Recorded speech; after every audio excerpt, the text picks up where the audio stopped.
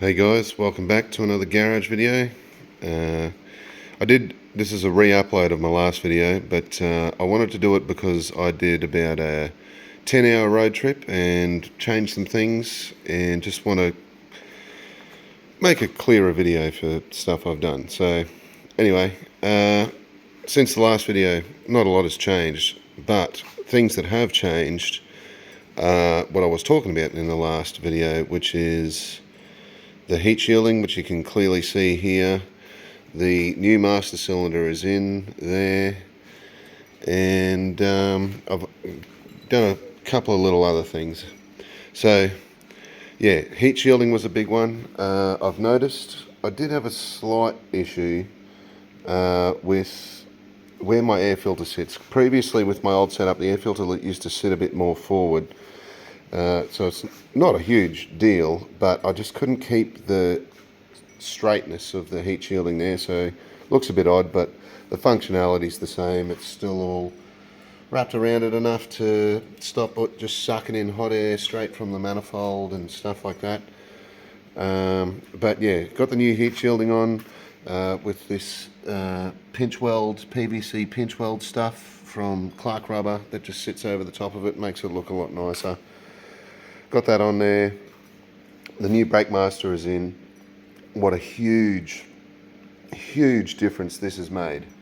The initial installation and driving around afterwards, I didn't notice that much difference except when I was under heavy braking, but after about I'm going to say 1,000 kilometers of driving, it's like bed in and maybe bled out a bit better, or I'm not too sure, but it's way touchier on the brake pedal now, and it is very much improved. The brake pedal feels absolutely amazing. I have total confidence in my brakes. Yeah, really recommend that upgrade if you've got a Series 1 car. Did have an issue where with the third brake line it was leaking out the back there even after it was tightened up. Just had to walk it in and out to get it to seal up properly about 6 or 8 times on the thread, and yeah, problem solved, no leaks. I'm annoyed about this, but up here, hard to see, I just got 2 little marks in my brand new bonnet heat shield, and it was from my old battery clamp and I didn't know it was touching on it.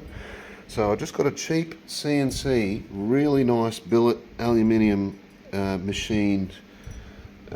Came with the stands and everything and the caps. A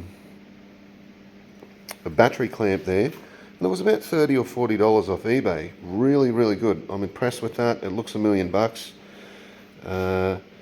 I did a big drive to Bundaberg, which is about 5 hours away from here, country roads the whole way.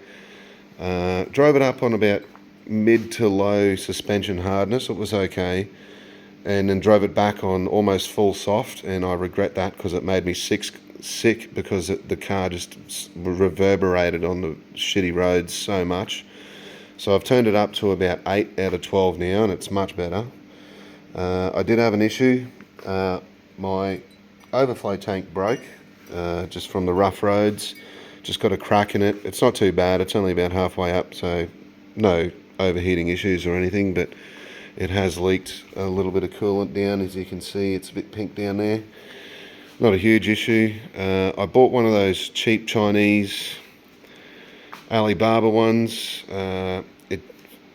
which is fine, but because it's not pressurized or anything, but it just was a bit too wide, and I couldn't find anything online that was cheap that would just fit in there and look nice. So I'm going to get High Power Performance, the guy that did all the intercooler piping and everything, just to make me up one. Looking forward to that. It'll really just tidy up this side of the engine bay. That's the last ugly looking thing I've got, I guess. Yeah, otherwise everything else went really well. The tyres were good.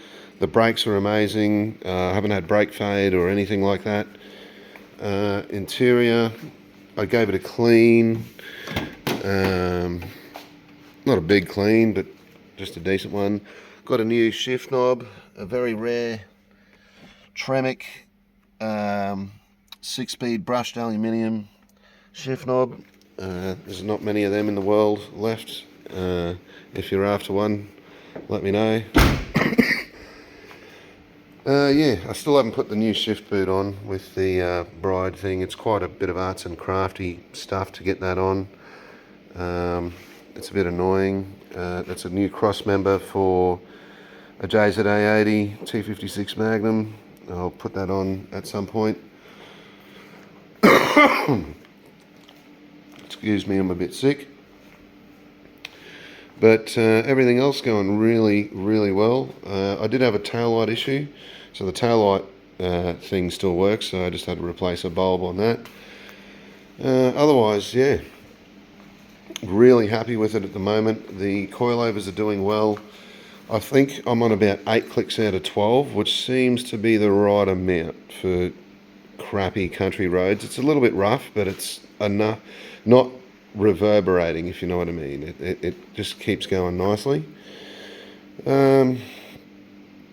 Yeah, my brake fluid wasn't red originally, it was yellow, and that was heat getting to it from driving around for a while and doing a lot of pulls without this heat shielding on.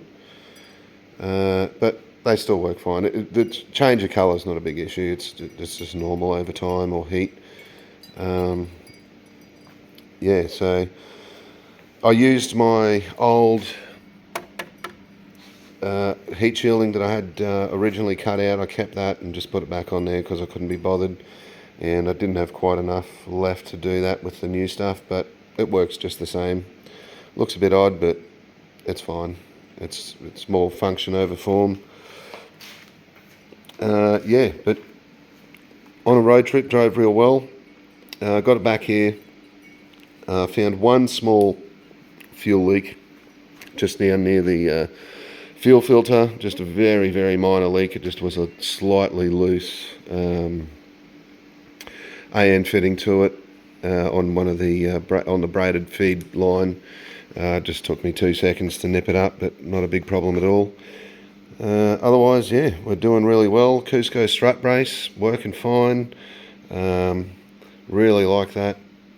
Trying to weight save on this as much as possible for when I start to do track days. So, yeah, I'm currently looking for a replacement cooling panel to get rid of that heavy steel one. I want a nice carbon fibre one that covers up all the front there. So I think they're a little bit expensive. They're a bit hard to come by, but they are about. I'm keeping an eye out. My old strut brace is still for sale. I have a bunch of my old parts. If anyone needs anything, let me know. I've still got my old injectors and coil packs and fuel rail and stock stuff that I did. I've got like a Turbo Smart 30 psi boost gauge, T-piece. Just, yeah, I've got all sorts of random old bits from this, so if anyone's chasing stuff they might need for a more stockish build, let me know, and I'll if what you're chasing, I might be able to help you out. Just engine stuff. So yeah, anyway, thank you for watching. Have a good one.